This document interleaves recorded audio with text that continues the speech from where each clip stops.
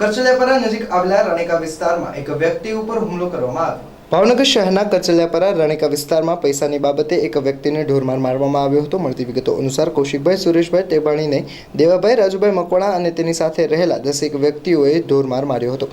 જૂની અદાવત અને પૈસાની બાબતને લઈને કૌશિકભાઈને ઢોરમાર મારવામાં આવતા તાત્કાલિક સટી હોસ્પિટલ ખાતે વધુ સારવાર હેઠળ ખસેડવામાં આવ્યા હતા।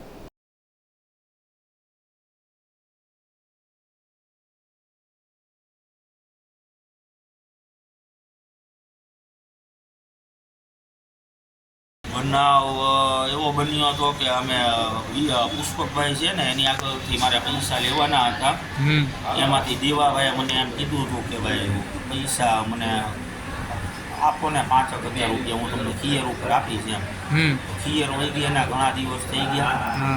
પછી કાંક દેવાભાઈ છે ને પુષ્પકભાઈ આગળથી પૈસા લઈ આવ્યા હશે કાંક રાગ ધમકી કે એવું જે કાંઈ કરીને ઓલા પુષ્પકભાઈ બિચારા નહીં બોલે કેમ હોય એટલે આપી દીધા હોય કે આ ભાઈ થોડાક નામચીન રહ્યા છે ઓલા ભાઈ એવું કંઈ કર્યું ને એટલે જે કાંઈ હોય પુષ્પકભાઈને લાવવા કોને માર માર્યા અત્યારે